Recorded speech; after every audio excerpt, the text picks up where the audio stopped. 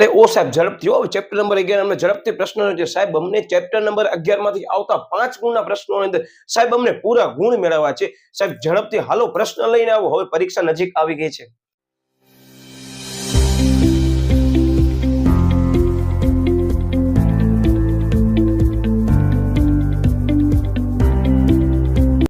વિદ્યાર્થી મિત્રો, Vidyavan web with Dharmendra Thakkar YouTube channel હું ધર્મેન્દ્ર ઠક્કર આપ સૌ વિદ્યાર્થી મિત્રોનું હાર્દિક સ્વાગત કરું છું. તમને બધાને કદાચ ખ્યાલ ન હોય, તમે ફરતા આવી ગયા છો, તમને ખાસ એક જાણકારી આપી દો કે આપણે આ ચેપ્ટરના અગાઉ 2 પાર્ટ મૂકી દીધા છે. જેનો સૌથી પહેલા પાર્ટ 1 ની અંદર સમગ્ર સ્થળાંતર આખા ટોપિકની ચર્ચા લીધી હતી. ત્યારબાદ પાર્ટ 2 ની અંદર આપણે જે છે શહેરીકરણની અંદર આવતા પ્રકારો, નગરોનો અર્થ તેમજ હકારાત્મક અસરો અંગે સમજૂતી વિસ્તૃત લીધી હતી. ત્યારબાદ અત્યારે આપણે વિદ્યાર્થી મિત્રો નકારાત્મક અસર અંગે ચર્ચા કરવા. અને તમને જાણી નવાઈ લાગશે વિદ્યાર્થી મિત્રો કે આ પણ પ્રશ્ન જે છે એ 5 ગુણની અંદર સેપરેટલી ઘણી બધી વખત અથવા 3 ગુણની અંદર સેપરેટલી ઘણી બધી વખત પૂછવામાં આવ્યો છે. એટલે જ મેં ટાર્ગેટ એવું કર્યું કે તમારી આ નકારાત્મક અસર પણ યોગ્ય રીતે થઈ જશે તેને ધ્યાનમાં લઈ આપણે આ ત્રીજો પાઠ બનાવ્યો છે. પાર્ટ 4 સાથે આપણે મળવાના છીએ, પણ અત્યારે તમારું ધ્યાન માત્ર અહીંયા હોવો જોઈએ. અને તમને જાણી નવાઈ લાગશે વિદ્યાર્થી મિત્રો, તમે નોટ ડાઉન કરી શકો છો કે જે મુદ્દો દેખાય છે એનામાં જોઈ લો, મેં ગ્રીન પેનથી પહેલાથી નોટ્સ કરી રાખી છે કે ઘણા બધા મુદ્દાઓ યસ તમને જાણી નવાઈ લાગશે કે સ્થળાંતરની અસરોમાંથી પણ આવ્યા છે, અને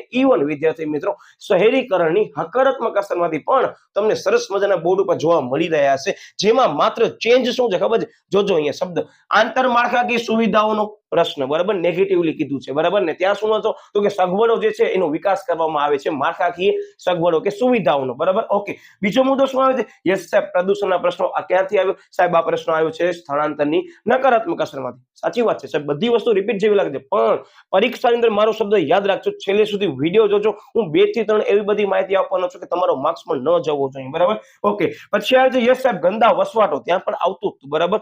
પછી એના પછી મુદ્દો આવે છે ચોથા નંબરનો, ત્યાં આવતું હતું વિદ્યાર્થી મિત્રો મુદ્દો તો કે સામાજિક દૂષણો જે છે એ વધે છે, બરાબર. જ્યારે અહીંયા શું છે? યસ સામાજિક દૂષણો છે એની જગ્યાએ સાહેબ અહીંયા કાયદો આવે છે, પણ રિપીટ જેવું જ લાગશે, અમુક મુદ્દા નવા છે માત્ર.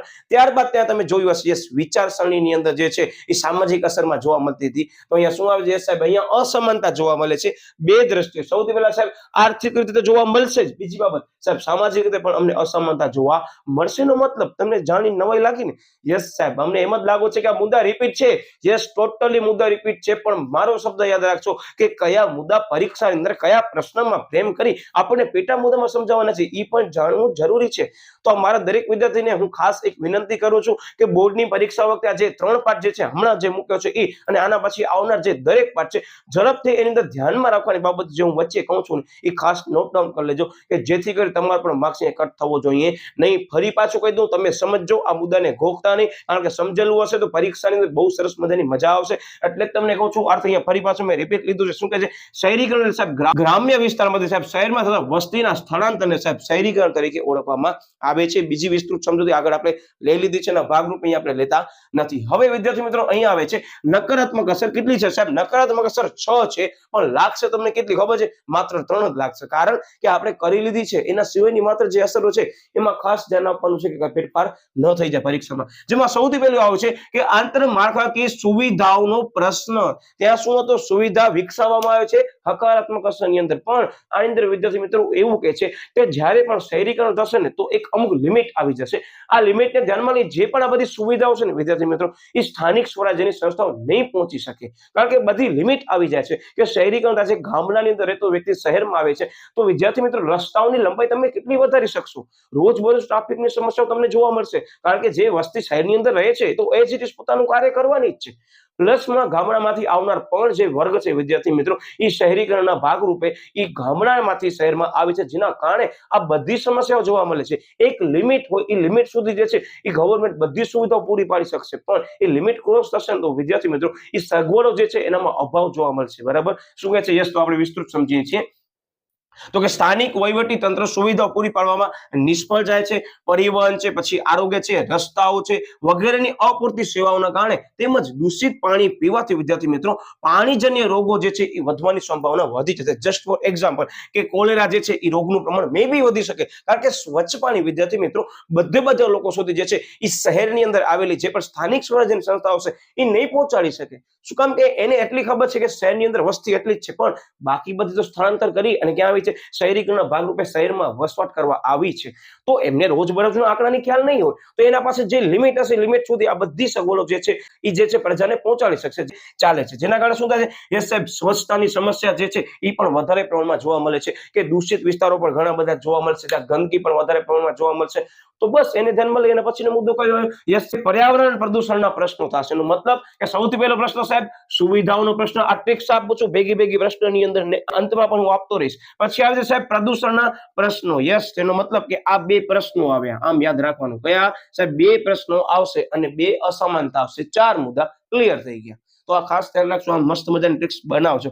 યસ, શું કહે છે કે ઔદ્યોગિકરણના લીધે પ્રદૂષણની સમસ્યાઓ દિવસે ને દિવસે વધતી જોવા મળે છે, અને આ જ વિદ્યાર્થી મિત્રો ફરી પાછો ક્યાં આવ્યો હતો આપણે, યસ સાહેબ, સ્થળાંતરમાં આવ્યો હતો, કે જે ઔદ્યોગિકરણ થયું એના કારણે વિદ્યાર્થી મિત્રો ઉદ્યોગો જે છે એ વધારે પ્રમાણમાં વિસ્તારોની અંદર જે છે એ ઉદ્ભવ થવા લાગ્યા, અને એવા બધા ઘણા બધા વિસ્તારોમાં વસવાટના પ્રશ્નો પણ ઉદ્ભવ્યા, પછી પ્રદૂષણના પણ પ્રશ્નો ઉદ્ભવ્યા. તો એ જ કહે છે કે ગંદકીની ગંભીર સમસ્યા જે છે એ સ્વાસ્થ્ય ઉપર સીધી અસર કરે છે, જેના કારણે શું થાય છે, યસ સાહેબ, અડધાથી વધારે વસ્તી, યસ, ખાસ ધ્યાન રાખજો, ચામડીના અને શ્વસન તંત્રના રોગોથી પીડિત છે. શા માટે? કારણ કે સાહેબ ઔદ્યોગિક વિસ્તાર જે છે અથવા ઉદ્યોગો જે છે પોતાનું જે પણ એમ સમજો ઉત્પાદન કોઈ પણ પ્રવૃત્તિનો કરે છે એની અંદર વપરાતા રસાયણો જે છે એ રિલીઝ કરશે. હવે ચીમની દ્વારા પણ રિલીઝ કરશે, અધરવાઇઝ તમને ખ્યાલ હશે કે જે નાળાઓ હશે, બરાબર, પાણીના ગંદા નાળાઓ, એનામાં પણ, અથવા તો તમે ખ્યાલ હશે તો અમે ઘણી બધી મૂવીમાં જોયું હશે કે એ જે વધારે પ્રમાણમાં કેમિકલ જે છે રિલીઝ કરે છે, એ વધારે પ્રમાણમાં કેમિકલ એ જો પાણીની અંદર ભેળવાઈ જશે તો પાણીની અંદર રહેતી જે પણ જીવ સંપત્તિ છે એને તો નુકસાન થવાનું છે, પણ પ્લસમાં એ જે પાણીનો ઉપયોગ કરે છે એ તમામ જે છે, યસ, તો કે વસ્તી આજુબાજુની રહેલી હશે એ લોકોને પણ આ નુકસાન સહન કરવું પડશે. જેને લઈ વિદ્યાર્થી મિત્રો ઘણા બધા એવા જે છે ન્યુસન્સ જોવા મળશે, ઘણા બધા એવા ઇન્સિડન્ટ્સ પણ બન્યા છે કે જેના કારણે આ ઉદ્યોગોની અંદર જે હવાની અંદર જે છે એ નુકસાન થવાના કારણે ભોપાલ કેસકાંડ તમે સાંભળ્યું હશે, કે આ બધા ઘણા બધા જે તમને કિસ્સા કહું છું માત્ર સમજાવવા માટે છે, પરીક્ષામાં લખવા નથી. તો આના કારણે પણ પ્રદૂષણની સમસ્યાઓ જોવા મળે છે. અને સ્થળાંતરમાં પણ આપણે સમજ્યું હતું, કયું, યસ સાહેબ, દિલ્હીની અંદર જે છે વર્તમાન સમયમાં તમને બધાને ખ્યાલ છે કે નોટિસ કર્યું હશે કે દિલ્હીની અંદર એવરી યર એક પીક ટાઈમ આવે છે કે જ્યારે પ્રદૂષણનું પ્રમાણ બહુ વધારે પ્રમાણમાં જે છે એ વધે છે, જેના કારણે ત્યાંની રહેનાર જે પબ્લિક છે એ લોકો માટે જે છે સાહેબ બહુ નુકસાની થઈ છે. તો આ બધા પ્રદૂષણના પ્રશ્નો પણ અહીંયા ઉદ્ભવે છે, બરાબર, જેના કારણે આ બે રોગો ધ્યાન રાખજો, એક ચામડીના રોગો અને બીજો શ્વસન તંત્રના રોગોથી પીડાય છે, બરાબર. Okay, yes sir. એના પછી મુદ્દો આવે છે ગંદા વસવાટો. બધાને ખ્યાલ છે કે જે શહેરીકરણની અંદર આવે છે વ્યક્તિ, એવો જરૂરી નથી કે એ લોકોને પોતાની જરૂરિયાત મુજબ જે છે એની અપેક્ષા મુજબ એની આવક મુજબ જે છે એ રોજગારી મળે જ. એને એવી પણ ઓછી જે છે ઇન્કમ વાળી રોજગારી મળે છે, ઓછી આવક વાળી રોજગારી મળે છે, તો એ જે છે વધારે પ્રમાણમાં સારા ઘરની અંદર સારું એવું જીવન ધોરણ જીવી શકશે નહીં. તો એ કેવા પ્રકારના વસવાટોમાં વસશે, જો એને ચર્ચા કરી છે કે ગામડામાંથી આવતો ગરીબ જે છે મજૂર વર્ગ પાકા મકાનોમાં રહી શકે તેવું આર્થિક રીતે એ સક્ષમતા કે ક્ષમતા ધરાવતો નથી, જેના કારણે શું થાય છે, યસ સાહેબ, એ લોકો ઝૂંપડપટ્ટી જેવા ગંદા વિસ્તારોની અંદર રહે છે, જેના કારણે ફરી પાછો શું થાય છે, યસ સાહેબ, ગંદા વસવાટો થાય છે, પ્લસમાં પ્રદૂષણ જે છે એની પણ સમસ્યા વધે છે, પ્લસમાં સાહેબ આ સુવિધાઓ જે છે એ પણ બધી વસ્તુઓ એને પૂરી પાડી શકતી નથી ત્યાંની સ્થાનિક સ્વરાજ્યની સંસ્થાઓ. એટલે એનો મતલબ શું થયો, યસ સાહેબ, અમે જે પણ મુદ્દા સમજ્યા ત્રણે એ એકબીજા પર ટોટલી ડિપેન્ડન્ટ છે, એટલે જ મેં ક્રમ ચેન્જ કર્યો છે. ધ્યાન રાખજો, આ ક્રમ કેમ યાદ રાખવાનું છે સાહેબ, બે પ્રશ્નો ઉદ્ભવે છે એના કારણે યસ સાહેબ આ સમસ્યા ઉદ્ભવે છે ગંદા વસવાટોની, આમ યાદ રાખો. હવે ગંદા વસવાટોની અંદર કોણ રહેતા હશે, યસ સાહેબ, એવા લોકો રહેતા હશે કે જે લોકોને યોગ્ય પ્રમાણમાં રોજગારી મળી શકી નથી. તો એનામાં જો એના પછીનો મુદ્દો ડિપેન્ડન્ટ જ છે, ટોટલી એના ઉપર નિર્ભર લાગશે. યસ, તો કે કાયદો અને વ્યવસ્થાની સમસ્યા હવે જોવા મળશે. હવે વળી પાછી નવી સમસ્યા આવી, કારણ કે જે ગામડાની અંદર રહેતો વર્ગ જે શહેરીકરણની અંદર શહેરમાં આવે છે તેમને ટોટલી બધા નિયમ પણ ખબર નહીં હોય, બરાબર, કારણ કે આટલા બધો પ્રમાણમાં શિક્ષિત નહીં હોય, બરાબર. તો શું કે છે મુદ્દો એ જ કે છે કે વસ્તી વિસ્ફોટ જે છે એ ગંભીર સમસ્યા છે કાયદો વ્યવસ્થાની સમસ્યાની અંદર, કારણ કે દિવસે ને દિવસે વસ્તી વધે છે વિદ્યાર્થી મિત્રો. જે આપણે ટોટલી જોઈએ છે કે બહુ મેગા સિટીની અંદર આપણે જશું તો ત્યાં ટ્રાફિકની સમસ્યા બહુ વધારે પ્રમાણમાં જોવા મળશે. તો એનું મુખ્ય કારણ ક્યાંક ને ક્યાંક યસ સાહેબ શહેરીકરણ હોઈ શકે છે, કારણ કે પબ્લિક વધારે થઈ ગઈ, અને પબ્લિક વધારે થઈ ગઈ તો એ લોકો જો જે પબ્લિક ટ્રાન્સપોર્ટેશનનો ઉપયોગ નહીં કરે અને પોતાના પર્સનલ વાહનનો ઉપયોગ કરશે તો એની સંખ્યા પણ વધવાની જ છે, બરાબર. તો જો એ જ કહે છે કે માથાદીઠ વાહનની સંખ્યામાં વધારો થવાથી ટ્રાફિકની સમસ્યા જે છે એ વધે છે, રોજગારી ન મળતા વિદ્યાર્થી મિત્રો હવે એ જ મુદ્દો રિપીટ થાય છે કે ચોરી પછી લૂંટફાટ જેવી ઘટનાઓ બનવાથી કથળતી સ્થિતિ જે છે આ સ્તરે જોવા મળે છે, જેના કારણે કાયદાની સ્થિતિ પણ બગડે છે. કારણ કે ઘણા બધા લોકોને નિયમ પણ ખબર નથી હોતી કે ટ્રાફિકના રૂલ્સ શું છે. તો આ બધી સમસ્યાઓ જે છે વિદ્યાર્થી મિત્રો એ શહેરીકરણના કારણે થાય છે, એવું આ નેગેટિવલી કહેવા માંગે છે. આપણે ટોટલ મુદ્દાને નેગેટિવલી જ લેવું પડશે, કારણ કે નકારાત્મક અસર છે. યસ, પછી શું કહે છે સાહેબ, બે અસમાનતા તમને અમે કીધી, બહુ સરસ મજાની યાદ રહી જશે, કારણ કે બહુ ઈઝી છે. આર્થિક સાહેબ, ઇકોનોમિકલી પૈસાની રીતે, અને બીજો સામાજિક. યસ સાહેબ, આપણે ચર્ચા કરી હતી સામાજિકની અંદર વિચારસરણી, થિંકિંગ બદલી જશે. તો બે ટ્રિક્સ યાદ રાખજો. શું કહે છે? તો યસ, 5મા નંબરનો મુદ્દો જે છે આર્થિક અસમાનતામાં શું કહે છે, તો અહીંયા હું તમને શોર્ટમાં લખી દઉં. યસ, રૂપિયો એટલે કે ઇકોનોમિકલી, કે એક તરફ શહેરોમાં જે છે ઉચ્ચ શિક્ષણ પ્રાપ્ત કરેલ બૌદ્ધિક, સાહસિક, બરાબર, ધંધાનો માલિક અને વ્યવસાયિક અને નોકરિયાત વર્ગ જોવા મળશે, બરાબર, જે શું કરતો હશે? યસ સાહેબ, જેમની આવકનું સ્તર જે છે ને એ ખૂબ જ ઊંચું હશે. અહીંયા વર્ડ મેં હાફ લખ્યું છે, બરાબર, આખું નથી લખ્યું. ખૂબ જ વધારે ઊંચું સ્તર હશે લોકોનું આવકનું. એની સરખામણી બીજો જે છે એ વર્ગ હશે. કયો હશે? યસ સાહેબ, બીજી તરફ ગામડામાંથી આવેલ જે છે અભણ, શ્રમિક તેમજ જેમની આવક ખૂબ નીચી હશે એવો વર્ગ જોવા મળે છે. આમ તમે નોટિસ કરો છો ને, લોકો એમ જ કહે છે કે જ્યારે પણ આપણે આવી કન્ડિશન જોશું ને ત્યારે આપણે આવો શહેર છે કે જેની અંદર એક એવો પૈસાદાર ધનિક વ્યક્તિ છે ને એ જ સરખામણી બીજો વ્યક્તિ જે છે એટલો ધનિક નથી ને ખૂબ ગરીબ છે, તો એ આપણી આંખે ઉજળી આવે છે એવું આની અંદર કહેવા માંગે છે. યસ, આંખે જે છે એ વળગી આવે છે શહેરમાં. શું કહે છે? યસ, તો કે આમ અસમાનતા શહેરમાં ઉડી અને આંખે વળગે છે કે યાર, એક વ્યક્તિ છે સરસ મજાની જે છે લાઈફસ્ટાઈલ જીવે છે અને એની સરખામણી બીજો વ્યક્તિ તમે જોવો છો કે બહુ ખરાબ હાલતમાં, બહુ કન્ડિશન જે છે એની ખરાબ છે, ગરીબ હોવા મળે છે. તો વિદ્યાર્થી મિત્રો, આ એક બહુ મોટી સમસ્યા છે. અગાઉ આપણે ચર્ચા પણ કરી હતી. યસ, કયો વિસ્તાર? સાહેબ, મુંબઈની અંદર રહેલો ધારાવી વિસ્તાર.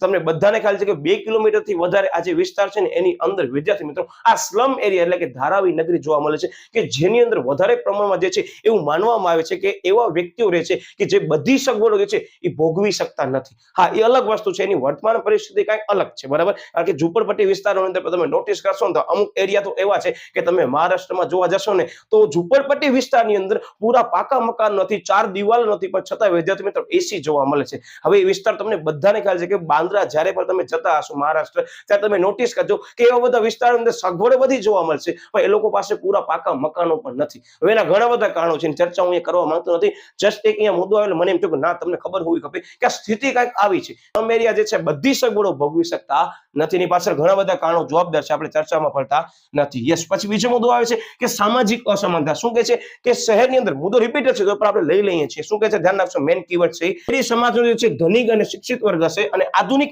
વિચારસરણી ધરાવતો હશે, જ્યારે અશિક્ષિત વર્ગ જે છે એ ગામડાનો વર્ગ જે છે એ રૂઢિચુસ્ત જોવા મળશે, મતલબ કે જીદી જોવા મળશે, કે એ લોકોના અમુક વસ્તુ જે છે તમે સાંભળ્યું હશે કે જૂની વિચારસરણી વાળા છે. તો એવા બધા ગામડાના વર્ગ જે છે એ જ્યારે પણ શહેરીકરણની પ્રક્રિયાને ધ્યાનમાં લઈ શહેરમાં આવે છે તો આવી બધી જે છે એ અસમાનતાઓ જોવા મળે છે. એટલે ટોટલી આપણે અહીંયા નોટિસ કર્યો હશે, 6 મુદ્દા કર્યા છે. 6 મુદ્દા કેમ યાદ રાખવાના છે? યસ સાહેબ, સૌથી પહેલા 2 પ્રશ્ન આવશે. એક આવશે માળખાકીય સુવિધાઓનો પ્રશ્ન, બીજો આવશે સાહેબ પ્રદૂષણનો પ્રશ્ન. એના કારણે થશે શું? યસ સાહેબ, આ 2 વસ્તુના કારણે ત્રીજી તકલીફ આવશે. શું સાહેબ? ગંદા વસવાટ ઉદ્ભવશે. અને ગંદા વસવાટ ઉદ્ભવે એની અંદર રહેતું જે પણ વર્ગ હશે, બરાબર, એ કેવો હશે સાહેબ? એ કાયદો અને વ્યવસ્થાની જે છે એની જાણકારી નહીં હોય, એ પણ સમસ્યા થશે. અને સાહેબ 5મો મુદ્દો જે છે એનામાં 2 અસમાનતા આવે છે, એક આર્થિક અને બીજી સામાજિક અસમાનતા. આર્થિકમાં સાહેબ વર્ગની દ્રષ્ટિએ આવશે અને સામાજિકની અંદર સાહેબ વિચારસરણીની દ્રષ્ટિએ આવશે. બસ તમારા 6 મુદ્દા આમ રમતા રમતા ક્લિયર થઈ ગયા. એનો મતલબ પ્રશ્ન ઈઝી જ છે. જેણે આગળના 2 પાર્ટ જોયા એના માટે વિદ્યાર્થી મિત્રો આ ત્રીજો પાર્ટ આમ ચપટી સમાન છે. તમે જોતા હશો ઓન ધ સ્પોટ તમારા મગજમાં મુદ્દા બધા ફિટ થતા હશે, કારણ કે તમે પ્રેક્ટિકલી સમજો છો. અને ફરી પાછો કહી દઉં કે મહેરબાની કરી આ પણ મુદ્દાને ઘોકતા નહીં. મને ખ્યાલ છે, તમને બધાને પણ ખ્યાલ છે, એવી તમારા સાથે મે બી ઘટના બની ગઈ હશે અથવા હવે બનવાની નથી. કઈ સાહેબ? પ્રશ્ન અમને જે છે ને યાદ નથી હોતા, કારણ જવાબ મિક્સ થાય છે. મારો શબ્દ યાદ રાખજો કે આ 3 અસરમાંથી જે આપણે 3 પાર્ટ મૂક્યા છે એમાંથી ઓછામાં ઓછો એક પ્રશ્ન આવવાની સંભાવના પૂરી છે. અને હજી બાકીના જે પાર્ટ લઈને એનામાંથી પણ વિદ્યાર્થી મિત્રો પ્રશ્ન તો આવવાના જ છે. એટલે બહુ લિમિટેડ ક્વેશ્ચન હું આ જે છે ચેપ્ટરની અંદર લેવાનો છું કે જે મોસ્ટ ટાઈમ છે. પછી આપણે ફરી પાછો નવા ટોપિક તરફ આગળ વધવાના છીએ. એટલે વિદ્યાર્થી મિત્રો હવે મને આશા છે કે તમને 2 મુદ્દા બહુ સરળતાથી સમજાઈ ગયા છે. આ ચેપ્ટરની અંદર આવતા હાઈએસ્ટ લેવલના ટોપિક છે કે જ્યાં ઘણા બધા વિદ્યાર્થીઓને કહીને તો ટ્વિસ્ટેડ ક્વેશ્ચનનો ભાગ કહી શકાય એને, કારણ કે જેને સમજ્યું નથી એના માટે ટ્વિસ્ટેડ છે, જેને સમજી લીધું છે એમ જ કે સાહેબ આ તો બહુ ઈઝી ક્વેશ્ચન છે. બાકી 5 માર્કની મેં તમને અગાઉ ચર્ચા કરી કે 2 પ્રશ્નો આવે છે, તમે કિસ્મતવાળા છો. અને મેં તમને પહેલા પણ કીધું આપણા આઈએમપી ના વિડીયો વખતે, સ્ટ્રેટેજી વખતે, કે 5 માર્કની અંદર 2 પ્રશ્ન નહીં આવે વિદ્યાર્થી મિત્રો, તો એક પ્રશ્ન મને એવું લાગે છે કે આલેખ આવવાની સંભાવના આ ચેપ્ટરમાં પણ રહેલી છે. તો ખાસ વિદ્યાર્થી મિત્રો આગળના કોઈ પણ પાર્ટ જોવાના બાકી રહી ગયા તો ખાસ જોઈ લેજો. વિડીયોને હજી પણ લાઈક ન કરતો વિડીયોને ખાસ લાઈક કરી દો, બાજુમાં ચેનલને હજી પણ મે બી સબસ્ક્રાઇબ ન કર્યો અને ફરતા ફરતા આવી જાવ ચેનલને સબસ્ક્રાઇબ કરી દો અને બાજુમાં બેલ આઇકન ઉપર પ્રેસ કરી દો. ફરી પાછો આપણે ચેપ્ટર આ ચેપ્ટરના આપણે ચોથા પાઠ સાથે મળી રહ્યા છીએ. ત્યાં સુધી વિદ્યાર્થી મિત્રો બાય બાય.